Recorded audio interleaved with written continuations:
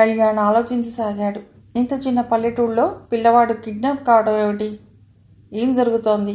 ఎవరో చేస్తున్నారు. పిల్లవాడు కనిపించకుండా పోవటం అనేది కాకతాళీయం కాదు.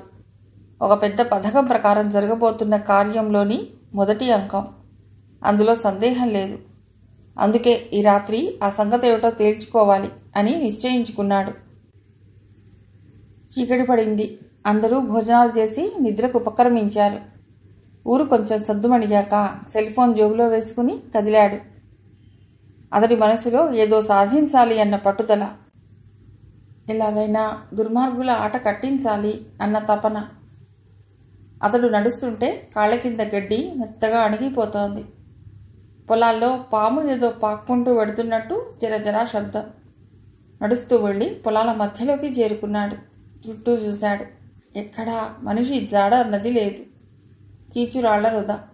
గుంపులుగా మీద పడి దాడి చేస్తున్న పురుగులు. అలాగే నడుచుకుంటూ ఆ పొలాలను దాటి చెట్ల తోపులోకి ప్రవేశించాడు. చెట్లు చాలా దట్టంగా ఉన్నాయి. జాగ్రత్తగా నిశ్శబ్దాన్ని వినసాగాడు. ఎక్కడి నుండో చిన్న శబ్దం వస్తోంది. గాలి గుసగుసలాడుతున్నట్టు. చిన్నపాటి సపడి. మరింత అలర్ట్ అయ్యాడు. కళ్ళు చిట్లించి చూడసాగాడు.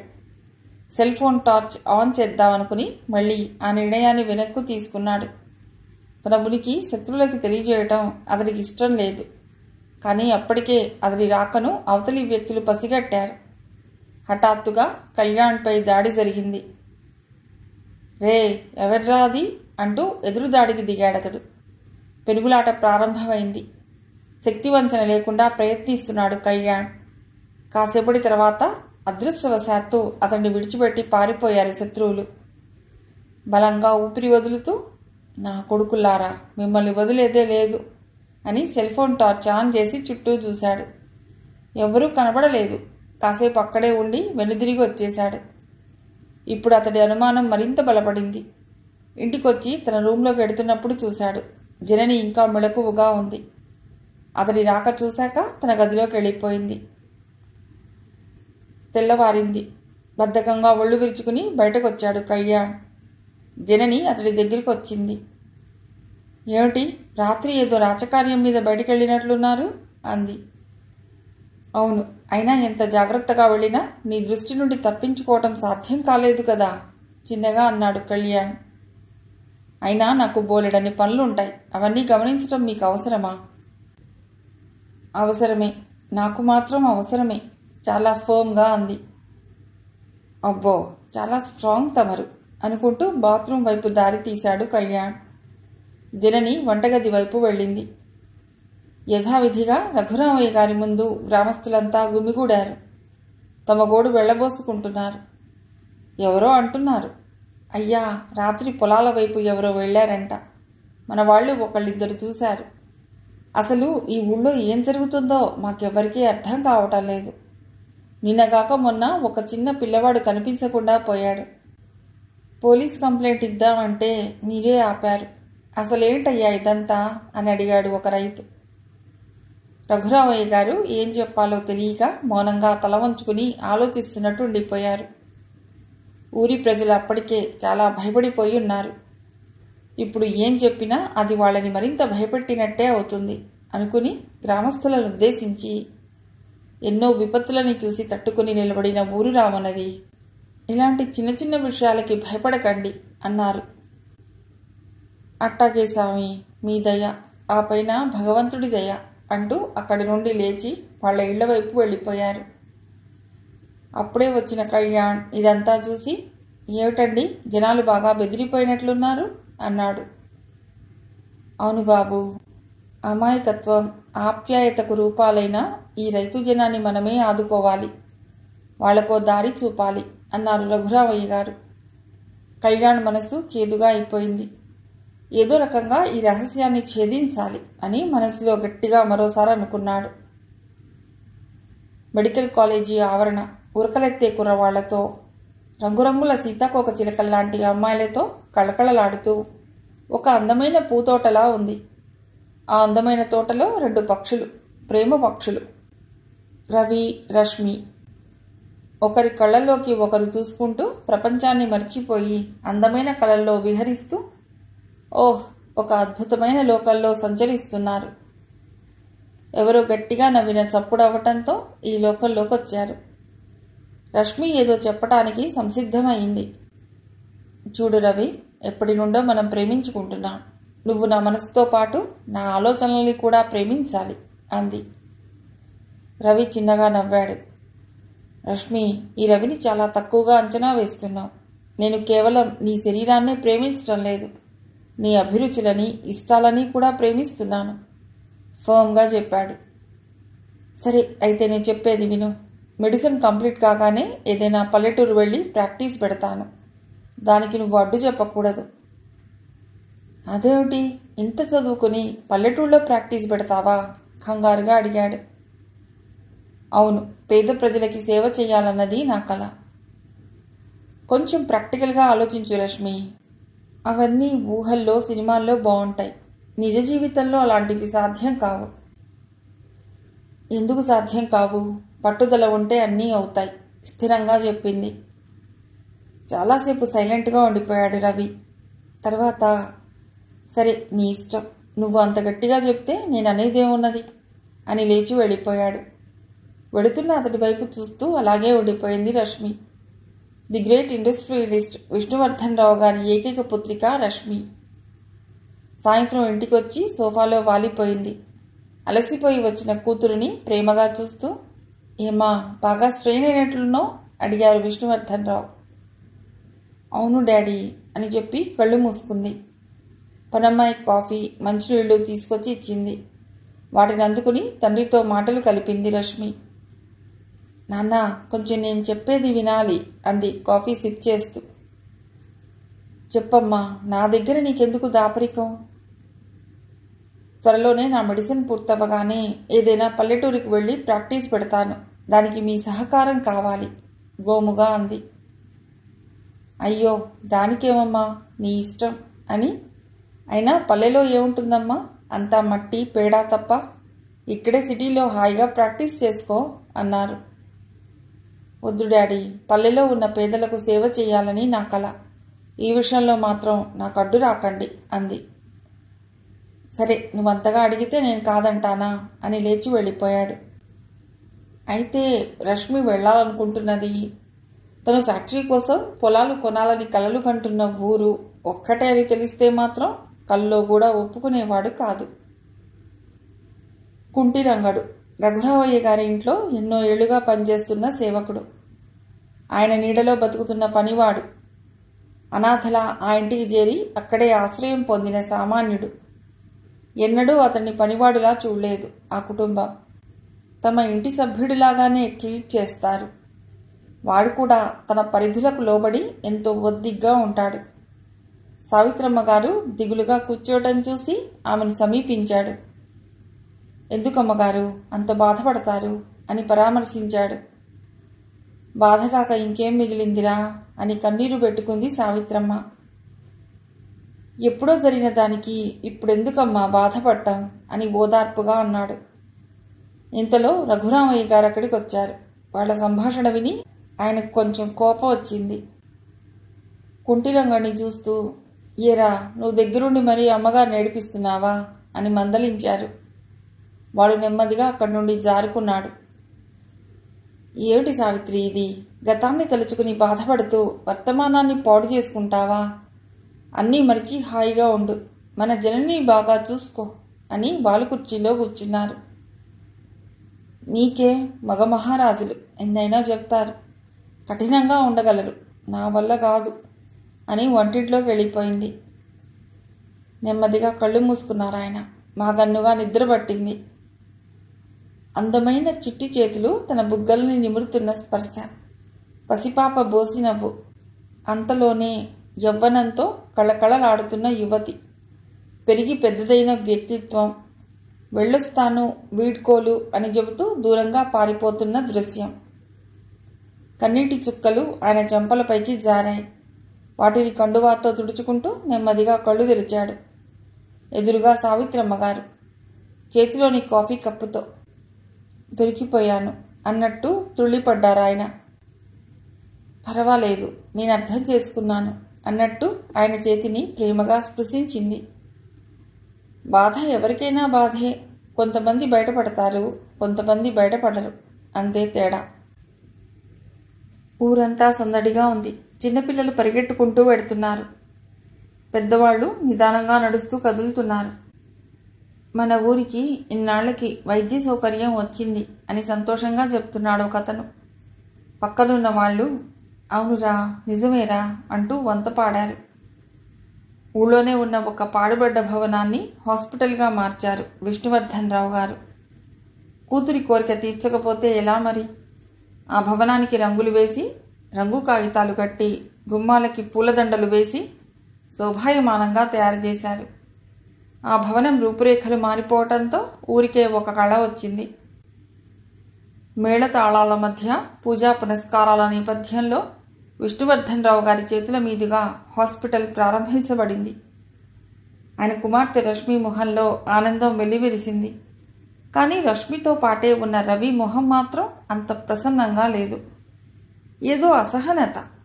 ఈ పల్లెటూరు ఎందుకు వచ్చాన్రా బాబు అన్న ఫీలింగ్.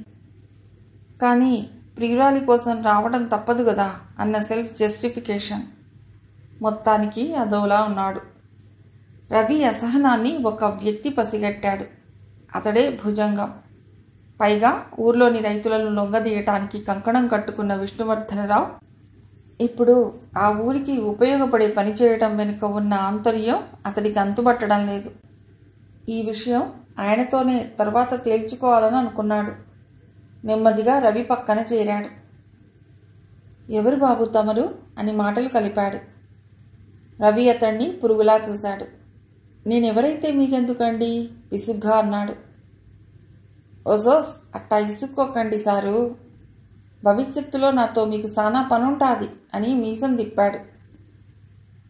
ఆహా అలాగా అని రష్మికి స్నేహితుడిని, నేను కూడా డాక్టర్నే అన్నాడు. అయ్యో బాబోయ్, ఇంకేంటండి మంచి జోడీ మీది, ఇక మా ఊరికి మంచి రోజులు వచ్చినట్లే. అంటే ఏమిటి నీ ఉద్దేశం?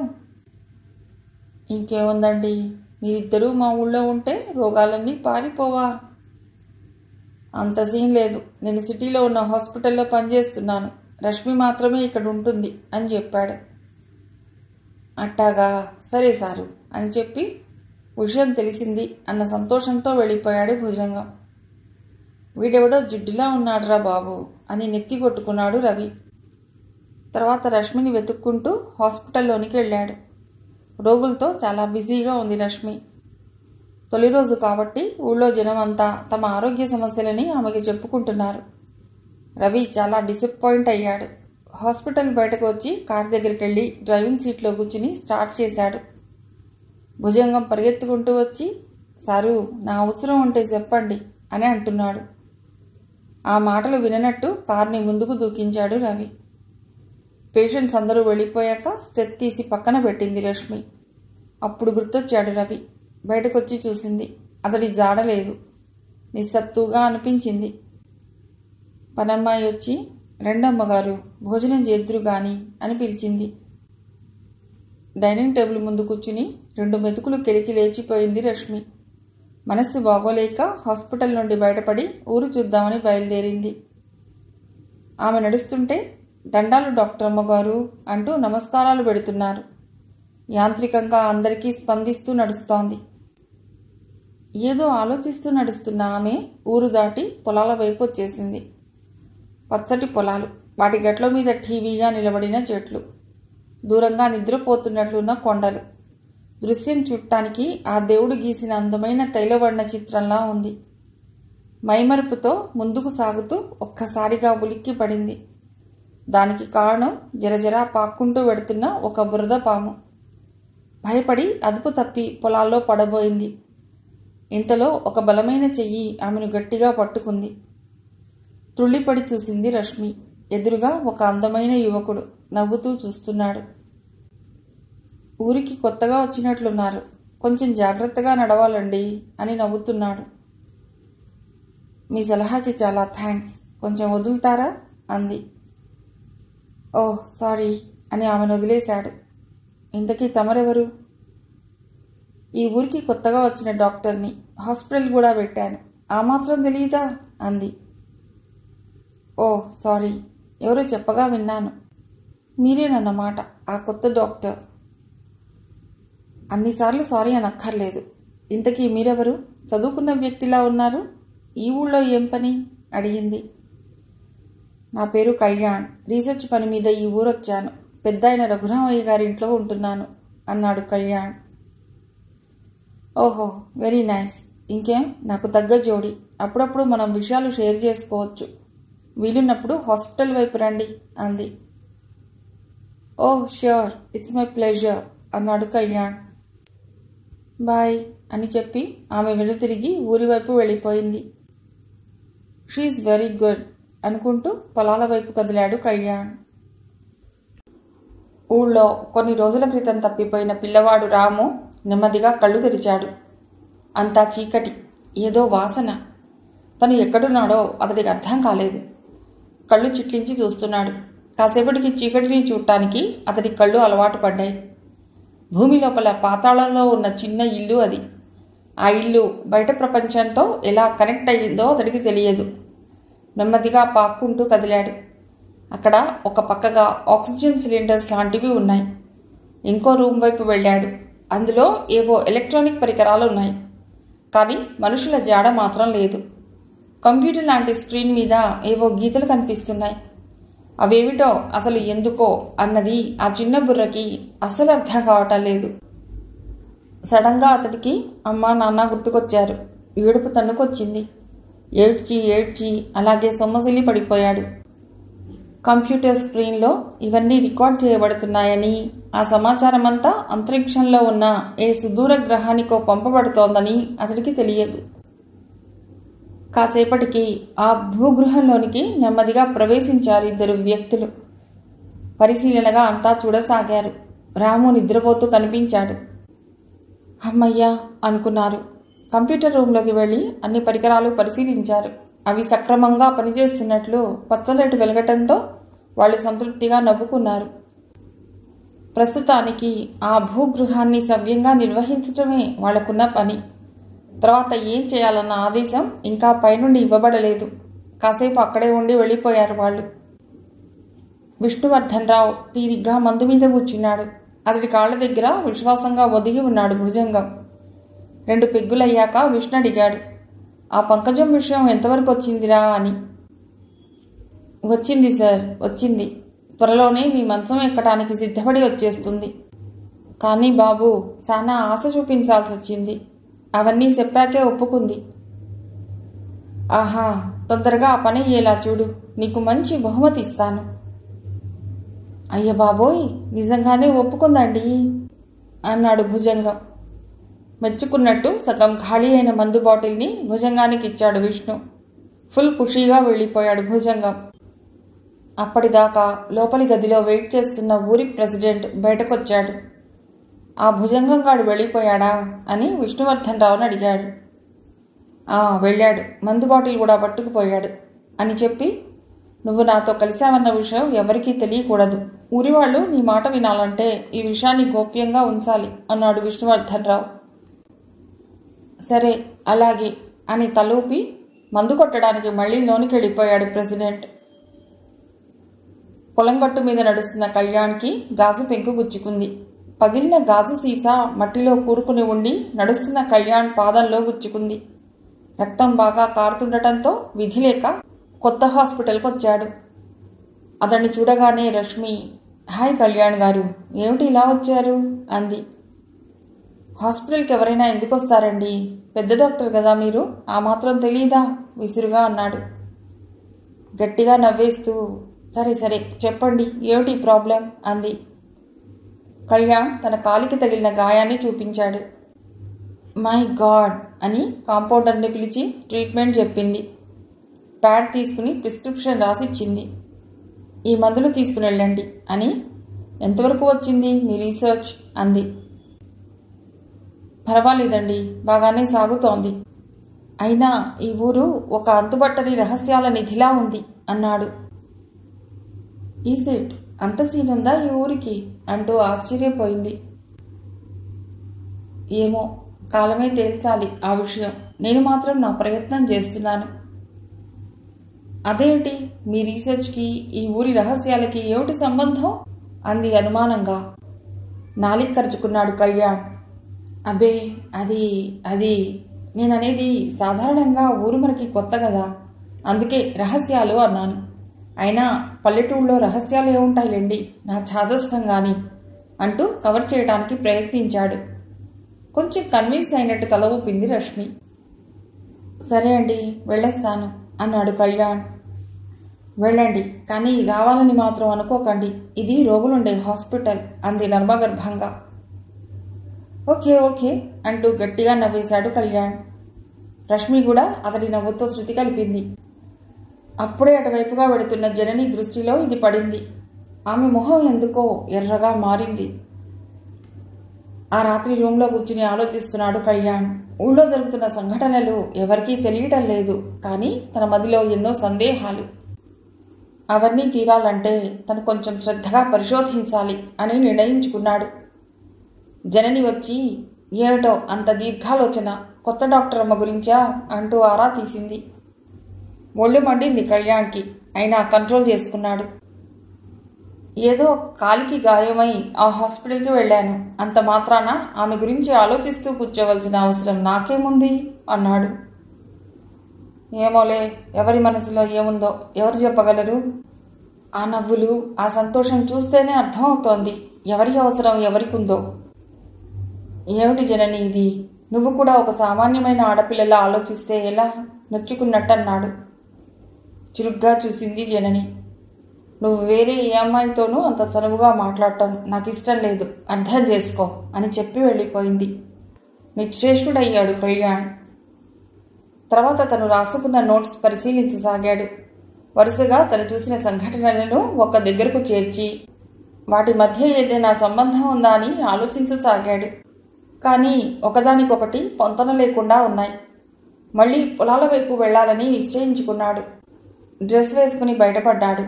గతంలో జరిగిన అనుభవం వల్ల ఈసారి జాగ్రత్తగా ఉండాలని అనుకున్నాడు. ఎవరికంటా పడకుండా నడుచుకుంటూ వెళ్ళి నెమ్మదిగా పొలాల్లోకి చేరుకున్నాడు. అర్ధరాత్రి దాటి చాలాసేపు అయింది. కీచురాళ్ల వృధా, కన్ను పొడుచుకున్నా కానరాని చీకటి. నేల మీదకు వంగి పని ప్రారంభించాడు. ఇంతలో అతని నోరు గట్టిగా మూసారెవరు. ఇంకెవరో 2 చేతులు వెనక్కి విరిచి పట్టుకున్నారు. మూలుగుతున్నాడు కళ్యాణ్. ఎవడ్రా నువ్వు, ఇంత చీకటిలో ఏదో చేస్తున్నావు? కరుగ్గా అడిగింది ఒక స్వరం. నోటికి అడ్డంగా ఉన్న చేతులు తొలగ్గానే, నేనెవరైతే మీకెందుకు, నా పని నన్ను చేసుకోనివ్వండి అంటూ అరిచాడు కళ్యాణ్. అవన్నీ మాకనవసరం, పద నడు అంటూ అతన్ని తోసుకుంటూ పక్కనే ఉన్న చిన్న షెడ్లోకి తీసుకెళ్లారు. అక్కడ కూర్చుని సిగరెట్ తాగుతున్నాడు భుజంగా. ఏం బాబు, ఏదో రీసెర్చ్ పని అని చెప్పి మా ఊరొచ్చి ఇక్కడ నువ్వు చేసే ఘనకార్యం ఏమిటి? మాకు తెలియాలి, తప్పించుకోవాలని చూస్తే మరింత ప్రమాదం అంటూ క్రూరంగా నవ్వాడు. నా పనికి మీకు ఏమిటి సంబంధం? మీ వ్యవహారాల్లోకి నేను ఎప్పుడూ దూరలేదు కదా, కేర్లెస్గా అన్నాడు కళ్యాణ్. ఏ పొలాలైతే మేము దొబ్బేద్దాం అనుకుంటున్నామో అందులోనే నువ్వు తిరుగుతున్నావు, అది మా బాధ. అవన్నీ నాకు అనవసరం. నేను ఈ ఊరి వాడిని కాదు, నాకు ఈ పొలాలతో సంబంధం కూడా లేదు. నన్ను వదిలేయండి, సమయం వచ్చినప్పుడు నేనే మీకన్నీ చెప్తాను. సరే, నీ మాట నమ్ముతున్నా, మా దారికి అడ్డు రాకు, పో అని అరిచాడు భుజంగం. అక్కడి నుండి బయటపడి లాభం లేదు, ఇక నుండి జాగ్రత్తగా ఉండాలి అనుకుంటూ ఇంటి దారి పట్టాడు కళ్యాణ్. ప్రొఫెసర్ బ్రహ్మం కళ్యాణ్తో సమావేశమయ్యాడు. కళ్యాణ్ వైపు నుండి ఎంతకీ అవుట్పుట్ రాకపోవడంతో తనే స్వయంగా ఆ ఊరొచ్చాడు ప్రొఫెసర్. దానికి ఒక కారణం ఉంది. వచ్చే నెలలో జరగబోయే ఒక కాన్ఫరెన్స్కి ఫారెన్ వెళ్తున్నాడు ఆయన. అక్కడి వాళ్లతో ఈ ఊరికి ఉన్న ప్రత్యేకత గురించి రిజల్ట్స్తో కూడిన డిస్కషన్ చేయాలన్నది అతని కోరిక. అందుకే హడావుడిగా ఆ ఊరొచ్చాడు.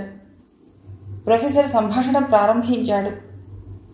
చూడు కళ్యాణ్, మనం పరిశోధన చేస్తున్నది చాలా సెన్సిటివ్ విషయం. ఒక రకంగా ఇది మన దేశ రక్షణకు సంబంధించింది. ఇంతకీ ఈ పొలాల్లో ఆ గ్రహాంతర వాసులు వచ్చి వెళుతున్న ఆనవాళ్లు ఏమైనా దొరికాయా? ఆసక్తిగా అడిగాడు. అదే నేను పరిశోధించాను సార్. వాళ్ళు వచ్చి వెళ్లే సమయంలో నేను చాటు నుండి గమనించాను. వాళ్ళు వెళ్ళగానే నేను ఆ మట్టిని తీసుకుంటుండగా ఆ ఊరి వాళ్ళు నా మీద పడి దాడి చేశారు. అప్పటికేదో చెప్పి తప్పించుకున్నాను అన్నాడు కళ్యాణ్. ఓహో, అదా జరిగింది. ఏది ఏమైనా ఆ గ్రహాంతర వాసులు మన దేశంలోని ఈ ప్రాంతాన్ని ఎందుకు ఎంచుకున్నారో మనకు తెలియాలి. దానికి మరింత పరిశోధన అవసరం ఎక్సైటింగ్గా అన్నాడు ప్రొఫెసర్. అవును గురూజీ, కానీ ఈ ఊరి వాళ్ళు ఆ పొలాన్ని వేరే డబ్బున్న వాడికి ఫ్యాక్టరీ కట్టడానికి ఇచ్చేద్దామని నిర్ణయించుకున్నారు. అందులో ఈ ఊరి పెద్ద అయిన రాఘవయ్య గారి పొలాలు కూడా ఉన్నాయి. కానీ జనాలతో పాటే ఆయన కూడా. ఏది ఏమైనా ఈ విషయాన్ని మనం బహిరంగంగా చెప్పలేం. సమయం వచ్చినప్పుడు చెబుదాం. అలాగే, కానీ నువ్వు రిలాక్స్ అవ్వద్దు. పరిశోధన కొనసాగించు. జాగ్రత్త. మనం ఆ ఏలియన్స్ దృష్టిలో పడితే మాత్రం ప్రమాదం అంటూ ముగించాడు. ఆ రాత్రికి అతడు సిటీకి వెళ్ళిపోయాడు. మిట్ట మధ్యాహ్నం ఎండ గట్టిగా కాస్తోంది. వడివడిగా నడుచుకుంటూ ఊరి బయట ఉన్న గుట్ట వైపు పెడుతోంది జనని. కాసేపటికి ఆ గుట్టను చేరుకుని దానిపైనున్న పాడుబడ్డ గుడిలోకి వెళ్ళింది. చాలాసేపు అందులో గడిపి బయటకు వచ్చింది. ఆమె నుదుటి మీద చిరుచెమటలు. ఓణి చెంగుతో ఆ చెమట తుడుచుకుంటూ మళ్ళీ నడుచుకుంటూ ఊరివైపు వస్తోంది. సరిగ్గా ఆమె పొలాల దగ్గరికి వచ్చేటప్పటికి కళ్యాణ్ కనిపించాడు. కొంచెం తత్తరపడింది. ఏమిటి, అమ్మాయి గారు ఎక్కడికో వెళ్ళి వస్తున్నట్లున్నారు అడిగాడు కళ్యాణ్. అవును, కొంచెం పని ఉండి వెళ్ళి వస్తున్నాను అంది జనని. ఏమిటో అంత ముఖ్యమైన పనులు. అది ఎవరికంటా పడకుండా వెళ్ళేవి. అది నీకు ఇప్పుడు అనవసరం కళ్యాణ్ కోపంగా అంది. ఎందుకు అనవసరం? నేనెవరో అమ్మాయితో మాట్లాడితే అది నీకు అవసరం. కానీ నీవు రహస్యంగా ఎక్కడికో వెళ్ళి వస్తుంటే మాత్రం నేను అడగకూడదు. ఇదెక్కడి న్యాయం? న్యాయాలు పక్కన పెట్టు కళ్యాణ్. నేను ఏ తప్పు చేయటం లేదు. సమయం వచ్చినప్పుడు నీకు చెప్తాను. అప్పటిదాకా నన్నేమీ అడగొద్దు ప్లీజ్ అంది. ఆమె మాటల్లో ఉన్న స్వచ్ఛతకి లొంగిపోయాడు కళ్యాణ్. పూర్తిగా ఆమెను నమ్మాడు. సరే జనని, నేనెందుకు అనుమానిస్తాను? ఓకే అని నవ్వేశాడు. జనని మనసు తేలికపడింది. బాయ్ అని చెప్పి వెళ్ళిపోయింది. అప్పటిదాకా వీళ్ల సంభాషణని చెట్టుపక్క నుండి వింటున్న భుజంగం బయటకొచ్చాడు. కళ్యాణ్ని సమీపించి, ఏంటి బాబు, ఏదో కోపం మీద ఉన్నట్లున్నావు అని ప్రేమగా అడిగాడు. ఒళ్ళు మండింది కళ్యాణ్కి. తన బాధ తనది, వీడి వెటకారం వీడిది అనుకుని కోపంగా చూశాడు. భుజంగం, అట్టా కోపంగా చూడమాకండి. ఆడపిల్లలతో వ్యవహారం కొంచెం జాగ్రత్త అన్నాడు. ఆడపిల్లలెవరు? ఒక్క జననితోనే కదా నేను ఇప్పుడు మాట్లాడింది. అబ్బో, మాకు తెలియదనుకోకండి. ఒకవైపు డాక్టర్ అమ్మని, ఇంకోవైపు జననమ్మని. బాగుంది సారు మీ వ్యవహారం అన్నాడు భుజంగం. హతాశుడయ్యాడు కళ్యాణ్. మై గాడ్, ఇంత దారుణంగా ఆలోచిస్తున్నాడా ఈ భుజంగం అనుకుని, మీరనుకున్నట్టు నాకు ఈ అమ్మాయిలతోనూ సంబంధాలు లేవు. దయచేసి నన్ను వదిలేయండి అని చేతులెత్తి దండం పెట్టాడు. వంకరగా నవ్వాడు భుజంగం. మా విషయాల్లో నువ్వు వేలెట్టినప్పుడు మేమెందుకు ఊరుకుంటాం? మా పుట్టలో ఏలు పెడుతున్నది నువ్వు, ఆలోచించుకో బెదిరిస్తున్నట్టు అన్నాడు. భుజంగం చేస్తున్న బ్లాక్మెయిల్ కళ్యాణ్కి అర్థమైంది. ప్రస్తుత పరిస్థితుల్లో మౌనంగా ఉండటమే బెటర్ అనుకుని, సరే అలాగే, మీ విషయాల్లో తలదూర్చను, నా పని నేను చూసుకుంటాను అని చెప్పి వెనుతిరిగాడు. విషపు నవ్వు నవ్వుకుంటూ వెళ్ళిపోయాడు భుజంగం. నింపాదిగా నడుచుకుంటూ పంకజం దగ్గరికి వచ్చాడు భుజంగం. అతడిని చూడగానే ముస్తాబవుతున్న ఆమె మొహం చాటంతయ్యింది. రండి బాబుగారు రండి అంది. ఆమె మర్యాదపూర్వక ఆహ్వానానికి ఖుషీ అయ్యాడు భుజంగం. ఎక్కడికో వెళ్ళటానికి రెడీ అవుతున్నట్లున్నావు అడిగాడు. కొంచెం సిటీకి వెళ్ళే పని ఉంది హస్కీగా అంది. అబ్బో, అయితే పెద్ద పని. రాత్రికి అక్కడే ఉంటామన్నమాట అదోలా అన్నాడు. మీకు తెలియని విషయమా ఏమిటి? ఏదో మా బాధలు మేం పడాలి కదా అంది. సరే, నీ బాధల సంగతి నాకెందుకు, కానీ నేను చెప్పిన ఈ విషయం ఏం చేశావు? పంకజం చిన్నగా నవ్వింది. భుజంగం అడుగుతున్న సంగతి ఆమెకు అర్థమైంది. విష్ణువర్ధన్ రావు పక్కన పడుకోమని అడుగుతున్నాడు. శీలం పట్ల ఆమెకు పెద్ద నమ్మకం లేదు. తన అందమైన శరీరాన్ని ఉపయోగించి లాభపడాలని, సామాజికంగా పైకి ఎదగాలని ఆమె తాపత్రయం. కానీ విష్ణువర్ధన్ రావు చాలా పెద్ద స్థాయి మనిషి. సంఘంలో ఎంతో హోదా ఉన్నవాడు. అలాంటి వాడితో లింకు పెట్టుకోవడం కొంచెం రిస్కే. కానీ తమ బతుకులు బాగుపడాలంటే ఇదే మార్గంలా కనిపిస్తోంది. భర్త బక్క చిక్కిన రైతు, ఏ విధంగానూ కుటుంబాన్ని ఆదుకోలేని అసక్తుడు.